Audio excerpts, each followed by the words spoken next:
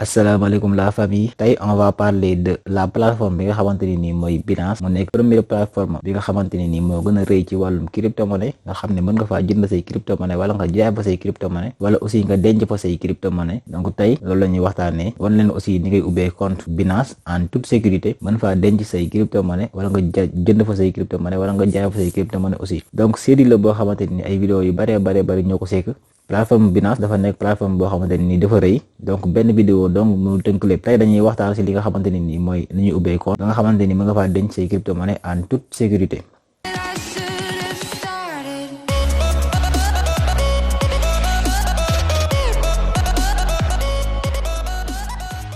voilà, donc tey dañ leen di wan ni ñuy ubbee compte Binance pour ngeen mu commencer def seen première transaction si wàllum crypto-monnaie. voilà, donc il faudra juste nga dem si suñu chaîne YouTube. donc boo wàccee ci suuf bàyyi nañ fa benn lien boo xamante ni c'est un lien de parrainage boo xamante ni mën nga faa ubbee sa compte. donc voilà, da ngay ñëw ba ci suuf, da ngay wàcc si suuf si description yi nga dem si fi ñu bind créer un compte Binance mu nekk troisième lien bi nekk ci suuf, nga cliquer si lien boobu noonu.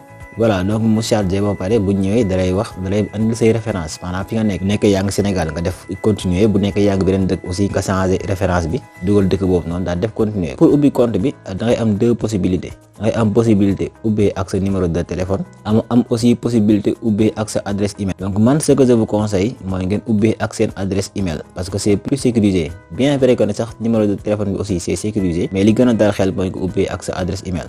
donc pour nga ubbi ak sa adresse email da ngay ñëw fii rek nga dugal sa adresse email. boo dugalee sa adresse email ensuite nga créer mot de passe boo xamante ni day nekk mot de passe boo xamante ni day fort. par exemple mu am ay chiffres, ay lettres yi nag en majuscule ak en minuscule, ak aussi les caractères spéciaux. caractères spéciaux yi mooy ay arobase, ay signe dollar bi wala signe euro bi wala ay tiret. donc yooyu mooy caractères spéciaux yi.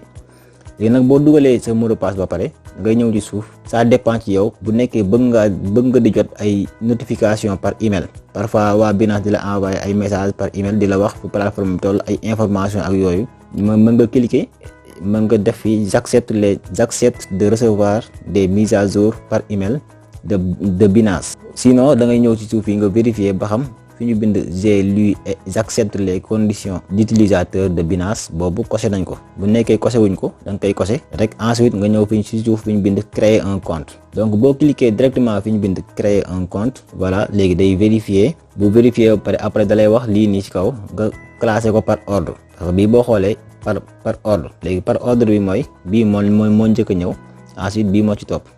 léegi boo defee lii ba pare da nga ñëw def OK. voilà, donc vérification acceptée. léegi day chargé bu pare dalay renvoyer nga dem sa adresse email, dalay envoyer foofu benn code. voilà, code baa ngi nii. léegi code bii nii moom ngay copier. boo copier ba pare da ngay dellu si plateforme Binance bi, ensuite nga ñëw nga coller ko fii. voilà, boo ko coller nga def envoyer. voilà, léegi directement boo defee envoyer rek directement sa compte ubbeeku na. léegi am nga compte Binance. léegi bu compte bi ubbeekoo nag lenn moo ñu dese muy nga vérifier sa compte pour nga commencer def say envoi ak say réception. voilà, donc ñu ñëw fii nii, boo bëggee dem si tableau de bord bi da ngay bës fii nii, mooy si petit bonhomme bii nii. voilà, donc boo demee tableau de bord rek directement dalay andil message de vérification de sécurité. xam naa fii après nañ fi ñëw pour mu gën a leer, pour nga mën a sécuriser sa compte. li nga xamante ni moo ñu dese léegi compte bi ubbeeku na, pour mën nañ see envoyer ak recevoir ay crypto-monnaie. donc lenn moo ñu dese muy dañoo war a vérifier compte bi. voilà, donc léegi pour vérifier compte bi da ngay dem fii ci kaw fi ñu bind noonu vérifier. voilà, nga bës directement fi ñu bind vérifier noonu, nga xaar tuuti mu chargé. voilà, ensuite mu ñëw bindal la vérification personnelle, pays, région, fii nga vérifier ba xam sa dëkk moo fi nekk. ensuite bu nekkee ñu ñëw na fi nga def OK. léegi li la dese mooy ensuite vérification. bu la neexee commencer vérifier. vérification bi ni nga koy defee mooy information personnelle bi ngay dugal muy pièce d'identité, nga photo ko 2 faces yëpp recto verso. ensuite nga jël reconnaissance faciale muy nga photo wu tey carte d'identité bi. temps de vérification 10 jours. bu la neexee commencer. ensuite fii naa fi ñëw expliquer leen carrément ni nga koy defee ba mu gën a leer. suñu deuxième vidéo nañ ñëw and leen comment faire la vérification ak aussi comment sécuriser la compte. donc loolu c'est aussi simple. mën nga bañ a def sax vérification Binance, mooy le KYC. Connaître ton client mooy le KYC. donc plateforme yu bari dañ koy demander pour nga xamante ni nañ mën a am référence su seeni client. donc voilà c'est aussi simple que ça, mais c'est pas forcé. c'est juste que ni boo ko defee illimité ngay am ci wàllu envoi ak réception, mais bu nekkee defoo ko day am benn somme maximale boo xamante ni moom lañ lay limité pour nga mën ko envoyer ak nga mën ko recevoir. loolu dong mooy doon différence bi.